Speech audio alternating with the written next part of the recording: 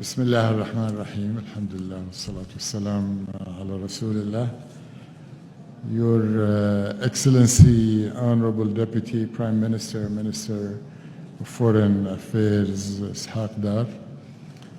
Your Excellency, Honorable Ministers, members of the Cabinet of Pakistan, the ones who spoke so warmly and so eloquently, and indeed in a very convincing way about a great value proposition that is standing in front of us and is ours to lose, and inshallah we will not lose it, given the vision and the determination of our leaders, of our people, and of our great, vibrant private sectors and investors from both sides, who I am honored to be with in this Saudi delegation and to have the opportunity to interact and meet with our colleagues and partners from the Pakistani side. Let me thank everyone who spoke about the warm welcome. And I can tell you, we felt the warmth of the Pakistani friendship. We felt the bond just as the door of our airplane opened last night, before we felt even the warmth of the air of Pakistan. And we have been embraced with open arms, open hearts, every second of our presence here, like every time we come to Pakistan. This is not my first visit. I've been here quite a few times, and every time we come, we see that Pakistan is not a second home. It is indeed just another very close home to us, and we are not amongst friends, we're amongst family. Let me start by conveying, not just to the honorable members of the Pakistani cabinet who are with us today and the parliamentarians, but to the entire Pakistani population, the warmest greetings from the leadership of Saudi Arabia, His Majesty, Custodian of the Two Holy Mosques, King Salman bin Abdulaziz, and His Royal Highness, Crown Prince, Prime Minister Mohammed bin Salman bin Abdulaziz, who hold Pakistan in the highest regard as a strategic partner, a cultural partner, a country like no other in terms of the bond that has united us for as long as history can chronicle. Of course, the modern relationship of Saudi Arabia and Pakistan has its roots from the founding of Pakistan. Saudi Arabia was with the Pakistani people as they created their own nation in 1947. And soon after that, we entered into a treaty of partnership in 1951. So very soon we will be marking 75 years since the entry into that treaty. But Saudi Arabia and Pakistan need no agreements, no treaties. We are united, we are bonded, we are connected. Our Islamic relationship and our spiritual relationship have been created 1400 years ago with the advent of Islam, and the Muslim people in this region were one of the first to enter into Islam, and all of us studied early in our childhood how the people of the Sindh Valley embraced Islam so passionately, and we continue to see it. We see it in Saudi Arabia with over 2.5 million Pakistanis who are supporting our country, who are making Saudi Arabia tick with their contribution in every aspect of our economy and our society. We see it in over 160,000 Pakistanis who participate every year in Hajj. We see it in over 1.8 million people who travel to Saudi Arabia for Umrah every year and in a way fuel that bond that unites our people. I am grateful that after our arrival last night, we saw that warmth and that bond and that reception from the top of the leadership of Pakistan. The Honorable President of Pakistan, Asif Ali Zardari, who is traveling today to a foreign destination, insisted on receiving us late in the evening last night and spent a good amount of time impressing on us his own personal belief and commitment to the relationship between Saudi Arabia and Pakistan, and that Pakistan is always there for Saudi, and that he sees the potential, the complementarity, the synergies, the great value proposition that each of our country makes available to each other if only we would realize it. And he called on all of us today to work towards that common objective. We spent a good amount of time with the Honorable Chief of the Army Staff General Sayyid Asim Munir Shah, and he spoke also from the heart, as well as from the mind, as well as expressing in numbers that are very, very compelling, what the value proposition to the Saudi private sector from partnering with Pakistan. And he expressed his commitment that he will see to it that all matters of red tape will indeed be replaced with a red carpet treatment for Saudi investment. And he recalled how he and Crown Prince Mohammed bin Salman saw to it to create this special one-stop shop, special single window, this special bureaucracy elimination mechanism, the Special Investment Facilitation Council, SIFC, which many of the honorable members of the cabinet are also members of and are seeing through that mechanism, as well as the other reforms that are undertaken by the Honorable Prime Minister, will undertake to make Pakistan not only one of the highest return investment destination, but one that is low risk, very much financeable, bankable, and attractive for Saudi investors. And the Honorable Prime Minister will be speaking to the Saudi delegation later this evening and will be presiding over an exchange of agreements and MOUs totaling 27 that will be signed throughout the day. Many of them have already been negotiated and agreed and will be announced today, over $2 billion. And these are very much organic agreements that have been reached without the strong facilitation that we're embarking on. I'm happy to hear what the ministers have said. I'm happy about the efforts of the Ministry of Commerce and its commitment to increase the trade. Trade between Saudi Arabia and Pakistan has already increased significantly by 80%, from $3 billion in 2019, $3 billion US dollars, to $5.4 US dollars. We are also reasonably encouraged by the number of Pakistani investment licenses that have also more than doubled in the last couple of years, reaching 2,000 Pakistani investors in Saudi Arabia.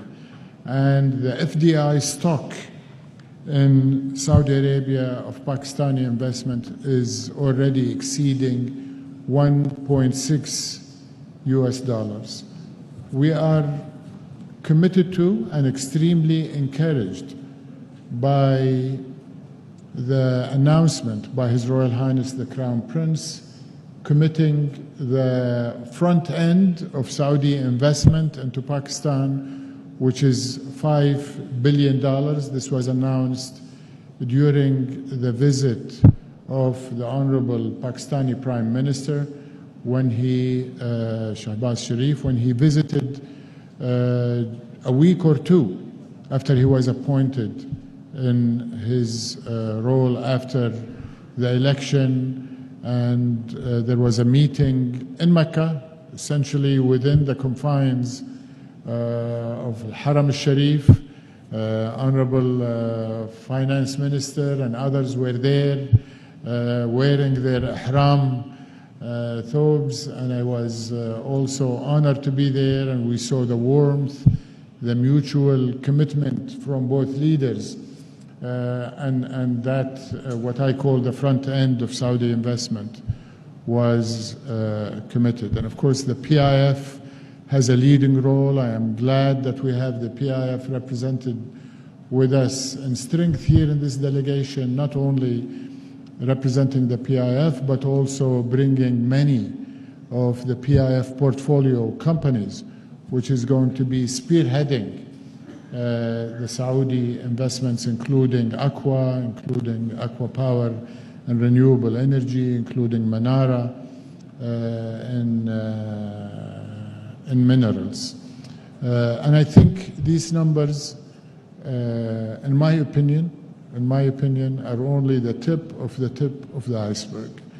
I think the limits, there are essentially no limits to what Saudi Arabia and Pakistan can do in the economic sphere, just like there are no limits to our friendship, to our bonds, to our historic relations, to our political relations at the highest level from the days Saudi Arabia and Pakistan were created in the last century to many, many centuries in the future.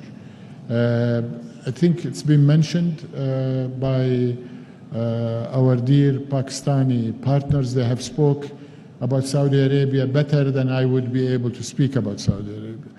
And that again illustrates the kind of bond and complementarity that we have together. But let me say that Vision 2030 is not only doing well, it's actually ahead of schedule, and we're moving to start thinking about the next phase of envisioning the future. And the future of Saudi Arabia is going to be one of prosperity, it's going to be one of empowerment of the people of Saudi Arabia, empowerment of our private sector and our companies, of which we are very, very proud, and many of them are with us today, over 50 companies that have been breaking their schedules and their commitments elsewhere to be in this delegation, to be here in Pakistan this week. But Vision 2030, and this is the key point about Vision 2030, I want to say, is also about extending our prosperity to our partners and to our friends and to the countries that we need as much as they need us. Because no single country, no matter how rich, no matter how strong financially, can compete in the global world we live in today. You need demographics, you need large markets, you need human resources, in addition to capital. And Pakistan and Saudi Arabia together provide that complementarity, provide that scale.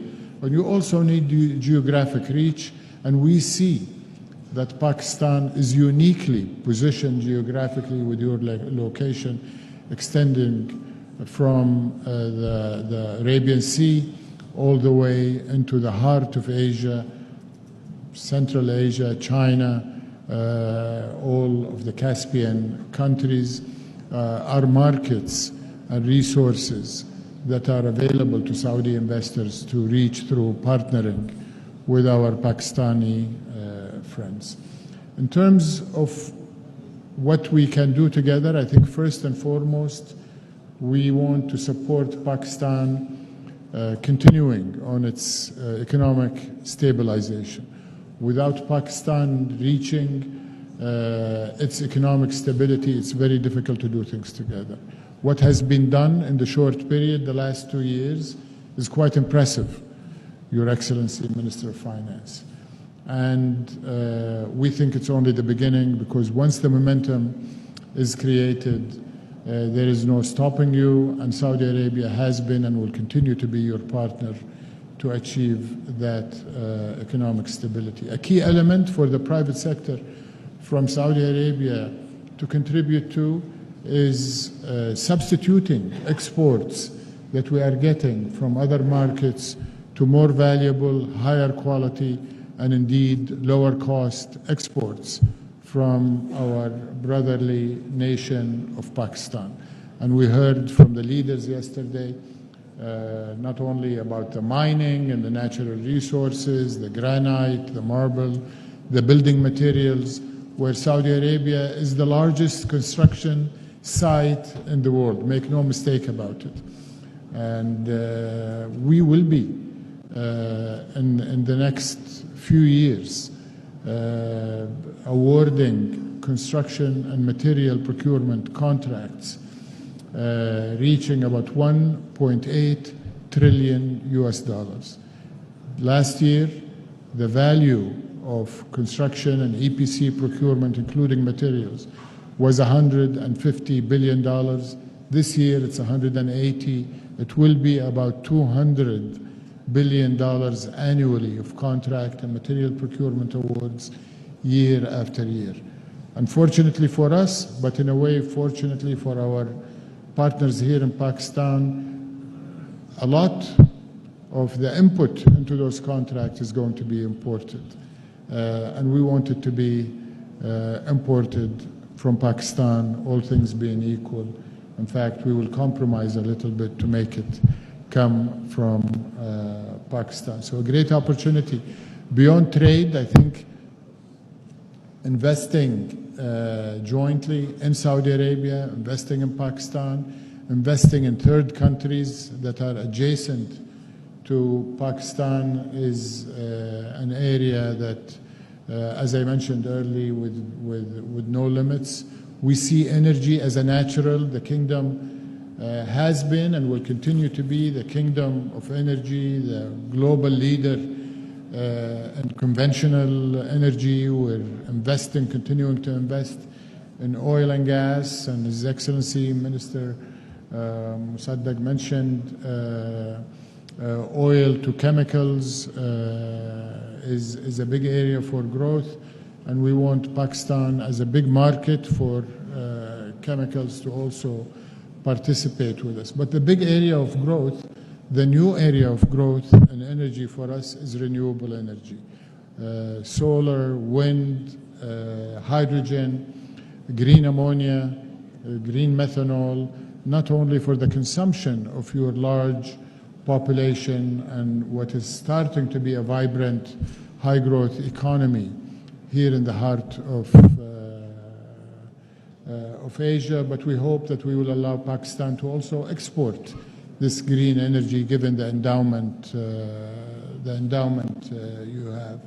Mining and minerals, as mentioned already last night and today, is truly quite significant.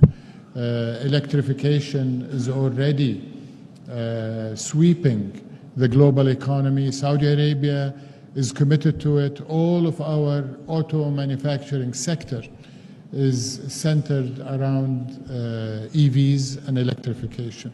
We have given our position, it's quite remarkable, given that we are the kingdom of oil, we are the global leader in terms of reserves, resources, production, exports in oil. We have bypassed the internal combustion engine and the diesel engine and leapfrogged straight into electric vehicle. That means that not only are we going to consume those EVs in Saudi, we're going to export them, but also we see the electrification sweeping the world. We see the demand on high voltage cables for transmission across borders and within countries. And we see that happening in Asia, from Pakistan all the way to Central Asia, where there is a lot of capped electric production that needs to be exported. But the unlock for that, as mentioned, is going to be copper, aluminum, and cable manufacturing. And this is one of those areas that we can't wait to work together to unlock for Pakistan, for Saudi Arabia, and indeed for the global economy. I am glad that we have with us a newly formed joint venture, Manara, between PIF and Ma'aden, our national champion in mining, and they are eager to start a number of initiatives in mining, but the first one we hope to conclude in the next few weeks will be for them to enter into the Rekordek project with the state-owned enterprises of Pakistan and Barrick Gold, who is working in Saudi Arabia and sees our partnership as additive to the project. And I think this is just sort of a pilot project that we hope will be multiplied many times over. We see ICT as a huge area where Pakistan has a near unlimited potential. The key ingredient for ICT is human talent, and we believe in Pakistani talent. We have seen them in Saudi Arabia since the modern Saudi Arabia started bringing global human resources. Pakistanis were one of the first to come to Saudi Arabia and create Aramco through their human resources. Pakistani expertise was there early for our banking sector, and as Musaddiq mentioned, even as consultants and subject matter experts. He mentored me and taught me. He was very humble when he called me his boss. He was actually telling me how to build an industrial cluster in Saudi Arabia, and we took his advice, and we're very proud that our industrial sector is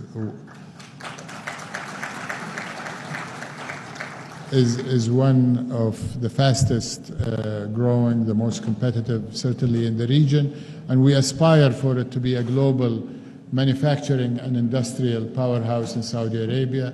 We're looking to make Saudi Arabia the hub for global supply chain resilience, not just to meet domestic and regional, but global. And we want to do that by leveraging what you have in Pakistan. And I talked about mining, I talked about energy. We certainly want to leverage your human resources and your ICT sector. We have coined our reshoring initiative in Saudi Arabia as green shoring, to bring that green energy, and I think we can extend that concept to Pakistan if we can employ the Saudi companies that are active in renewable energy generation to embed it in some of the mining resources that have been mentioned, given that Pakistan, I understand, could be the fourth richest country in copper. So ICT, from manufacturing of components to software development, cloud computing, AI, data processing hub. Of course, food security has been brought to the fore with the recent conflict in Europe. The Russia-Ukraine war, I think, reminded the rest of the world that food security is a global issue. And it's certainly an issue in Saudi Arabia, where for generations we've been enjoying imports of Pakistani grains, especially Peshawar rice from my childhood. I remember it was our favorite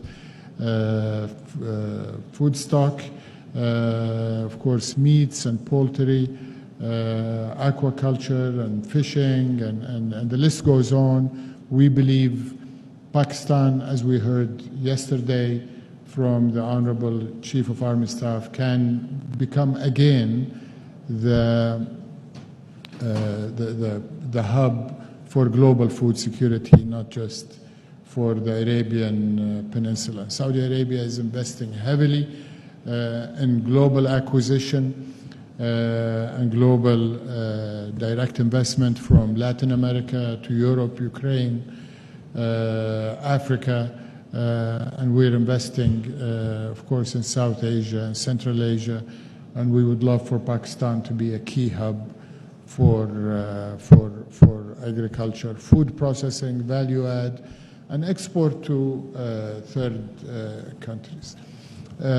Honorable Deputy Prime Minister, Minister, these are only a few examples of what I see as low-hanging fruits, continuing with the food metaphor, and really ready for us to grab and turn into opportunities, to increase the confidence that thousands of other Saudi companies need to have to come with the 50 companies that came with me today. And we need to also create a highway that brings the great capabilities of Pakistan and the Pakistani people to continue what they are doing in Saudi Arabia, not only contributing to the Saudi Arabia of the future that we're building with Vision 2030, with their human talent, but also to bring the capability of Pakistani enterprises. And for them, from both sides, I can tell you in no uncertain terms, and I've heard it repeatedly from the leadership, from my boss, from the leadership of Pakistan last night, and the Prime Minister during his visits to Saudi Arabia in March and in May when he came for the World Economic Forum special meeting. Both governments are committed to allow, to permit, to facilitate for the private sector to take its due position as the locomotive that will be pulling both economies, both governments, both leaders, everybody on the government side of both nations sees that the private sector is the driver of our respective economies today and certainly will be more so in the future. So you can count on us to be right there with you, behind you, supporting you to make the opportunities that are right there for you to grab. And once again, I say there is no limit. The sky is the only limit to what we can do together. So thank you, Your Excellencies. Thank you, ladies and gentlemen.